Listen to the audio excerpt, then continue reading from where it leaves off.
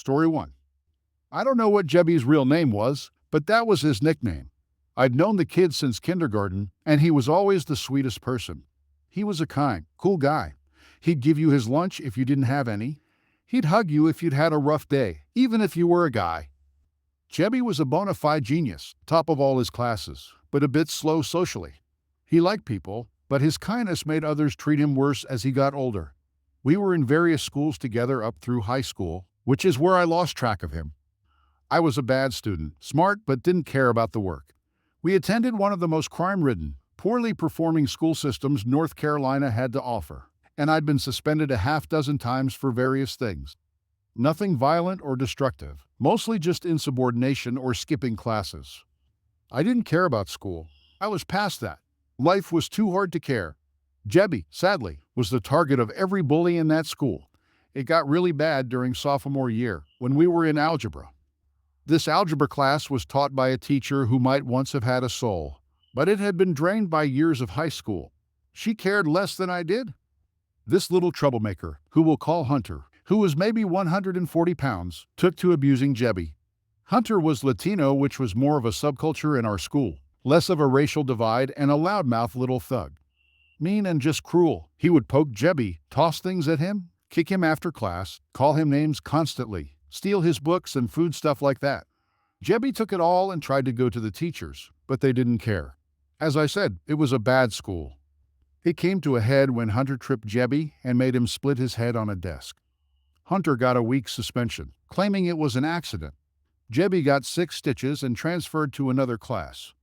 When he got back, his favorite target was gone. Hunter decided I was going to be the new one. By then, I had little to lose. I was failing every class except theater and English. I was considered a troublemaker by every school administrator and was on a first-name basis with the school resource officer. On Hunter's first day back, he looked around, spotted me reading quietly in the corner, and tossed spitballs at me. Childish nonsense, but I'd seen how much good going to the teachers did Jebby. I immediately got up from my desk, circled the outside of the room, and squared up on Hunter. He got up, but I outweighed him by a good 40 pounds. I knew how it was going to play out, though. I went for his head, getting him in a half Nelson. I held it for about 5 seconds, then stepped back. He threw a few weak punches, tapping me on the chin and cheeks. It was like being punched by a fly in trainers. The teacher was shouting, but I let him hit me 5 or 6 times, then shoved him away. He fell over several desks, and I retreated to the door, stepping outside. 10 minutes later, the school resource officer showed up, and I told him Hunter attacked me. I said I was just going to sharpen my pencil, and he stepped up and pushed me. Nobody, and I mean nobody, asked the other students what happened, and the teacher hadn't seen the start of it. Hunter, of course, denied it, but in doing so, he pushed the school resource officer who was telling him to sit back down. Now, Hunter was in handcuffs. They searched him. He had 3 joints, a pocket knife, and a pack of cigarettes. Hunter was expelled immediately and charged with assault on a police officer, possession on school property, and carrying a concealed weapon Class 1 misdemeanor in Carolina. Since it was his 3rd hit for illegal substances, that went up to a felony. I got a 2-day suspension to add to my long list, but frankly, definitely worth it. Jebby, wherever you are, I wish you all the best. You deserve better. Update. All right, I said I'd hunt around and try to find Jebby. My mom, as it turned out, had my old yearbook from high school for my freshman year, and I remembered he was really into theater. I found his name and picture in the credits for the school play that year. A bit of Google search later, and I found out he got married. The announcement was still on the web and moved to California. He owns a little computer repair place and has a kid. He designs those robotic BattleBot things. The coolest stuff I've ever seen. I don't know if I have the courage to call him. No way he'd remember me. I'm just glad he's all right. Story 2. Here's a quick background on me and my friends. We had been doing Parker for about 3 years, and I was 16, and my friends were 15, very important later on. At the time, we really enjoyed rooftopping, exploring rooftops without causing any trouble or vandalism, and urban exploration urbex, exploring abandoned buildings. One day, after a few hours of Parker training, we went out to explore a city where we hadn't been often. We saw 3 huge buildings, 5-6 stories tall, that formed a letter U. It was a Sunday, so not much was going on, and we thought it wouldn't go bad. Part 1. The beginning. We saw a balcony at the same level as the big building, but the roof was about 6.5 feet high, and we had to climb that to get to the top.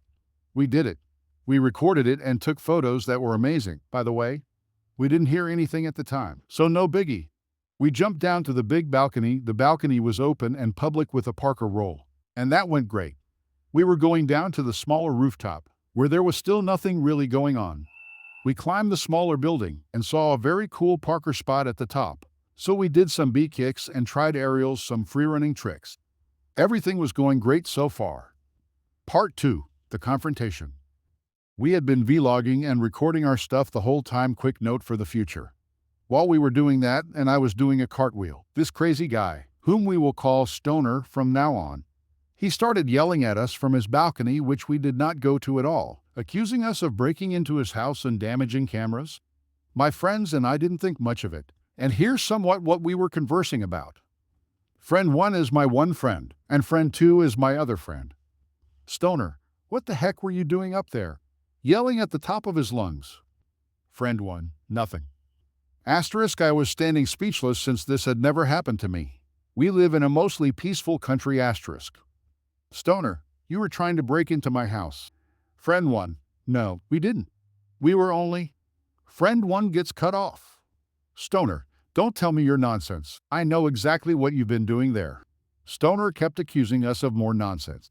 We were still climbing down, so I didn't really care since I was focused on not falling. Friend 2, we have everything on camera. Stoner, I don't care. You were trying to break in. I saw you before.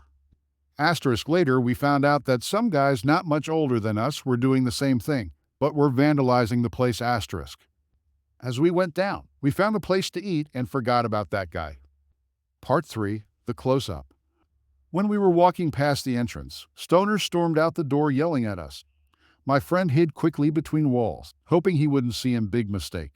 Stoner yanked my friend out, took his hair, and smashed his head against the wall. He then shook him, did that again, and twisted his arm so he couldn't escape. At that moment, I had enormous rage in me, but I didn't know what to do because he had his other hand in his pocket, so I was scared he might have a knife or even a gun. My friend 2 was filming the entire time. Me and friend 2 were circling us, and my friend 1 didn't know what to do apart from trying to get out. After 5-10 minutes of him screaming into my friend's ears and at us and shoving friend 1 against a wall, Stoner finally let go or just couldn't hold my friend, who the whole time was trying to get away. As I got closer to Stoner while he was holding my friend, he got louder. We ran for around 100-300 meters at full sprint, hoping he was not following us. My friend called child support to ask what to do. The lady said to call parents and police, so we did. While waiting for the police to show up, we went towards a train station half a block away from the buildings. We thought the guy didn't care anymore, but we were wrong. He was hiding and waiting for us to walk by and jumped at my friend. But my friend got away, which was very good. Friend 1, you're a freaking psycho. Stoner, shut the heck up. You were trying to steal my stuff. Friend 1, get away from us. Stoner, and you have been trying to break my cameras for a week. Me, no, we did not. Quit it already. Stoner, shut up. I'm calling the cops on you. Me, good, because we called them first. When we ran a bit to get further away, Stoner ran back to the entrance, and there was a white security-looking car driving fairly fast and parked on the curb. He saw the incident and asked us about it. We showed him the GoPro videos, and when we were done, he sped off into a U-turn and drove quickly behind the big buildings. As he tried to catch us again, we went to the same place where we ran away and waited for about 30 minutes, listening for a police siren on code 3 lights and sirens in police code. Part 5. The unbelievable part. What happened next, I am still speechless about. We were going towards the station, and as we were at the bottom of the stairs, Stoner leaped at friend 2 I was leading and didn't know what was going on. Stoner tried to choke my friend, but didn't get a good grab of him, so we started running. I felt a huge pain in my left upper arm, triceps area. He grabbed me and yanked me back. I had trained in soccer for 5 years in a defensive position, so my acceleration was quick. Then, as I tried to break free, he grabbed me by my shirt and jacket, tearing them apart. My friends yelled for help at the top of their lungs. Finally, a tall man who worked at a construction site, very muscular and about 6.3 feet tall, went close to Stoner and told him to let go. Stoner and I were about 5.9 feet. Stoner let go, and the police came. They didn't check the identity apart from a card with a name, doctor, CPR number, and address. Part 6. The Sweet Revenge. After the whole incident, we went to the hospital to get checked up and fill out a health report. My friend had head bruises and a sore arm, and I had a very red left arm with 4 red dots from his fingers. It turned out my friend had a blackout for a second or two. Keep in mind we went to the hospital at 10 p.m. After we were done, and I was home, it was 2 a.m. We reported to the police at Copenhagen Main Police Station. We were interviewed, and later, about 2 weeks later, Stoner was charged with child abuse in my country. When you're 15, you're a child, and when 16, you're treated like an adult, assault, and illegal detainment. We also heard that when the police knocked on his door and asked to step in, they found out he was dealing a very unclean and unhealthy substance, and so he got 20 years in jail for the felonies mentioned above and substance dealing. What we learned? It happened 6 months ago, and we have not touched a rooftop since. I am so happy that he's behind bars because that was what he deserved. Story 3. This was many years ago. I was reminded of it last night and thought I'd share. In high school, I worked for a big-name hardware home improvement store. The store had just opened up in our little town and was set to knock the local hardware stores out of business. You had to drive at least 40 minutes to the next closest chain store of its kind. We were busy all the time. The local stores, lumber supply, mom and pop hardware, tractor supply, equipment rental, and others were all losing business to us. I think the fact that we were performing beyond our expectations played a role in what happened next. My boss, whom we'll call Carrie, was the one I brought all issues concerning theft to. I mostly facilitated training, safety, and moving stuff around the store, but I technically worked for loss prevention. I did not know at the time, but learned afterward that Carrie was trying to pinpoint lost money from the registers and reviewed the camera footage until she figured out who took it. We'll call him Zach. Zach was in my graduating class, so that's likely why I didn't find out about it until it was all over. They were sure he had stolen about $80 from the registers and had the video footage to prove it, but that money was already gone. Carrie wanted to do more than just fire him. She wanted to catch him in the act, in front of other staff, then fire him. She had his schedule changed so he would work a closing shift in the coming days. Closing shifts typically mean the store manager and most of the management staff are gone. She figured if he was going to do anything, he would do it on this day. If not, she was just going to fire him anyway. She stayed well beyond her normal schedule and quietly kept tabs on him. She lucked out, and while he was taking boxes out to the dumpster, he ended up taking a box out to his car. Caught in the act, she walked him back into the store, to her office, and processed him. They did the normal stuff, documented the event, the item he tried to shoplift, had him sign the paperwork, and fired him. What usually happens in these events is we ban the person from shopping at the store. We put their information in the system and tell them not to come back. But in this instance, given the manufacturer's suggested retail price of the equipment he tried to steal, and the $1.80 he was going to get fired for anyway, that brought the total just over $500, which was enough to be felony theft. They involved the police and took him to court.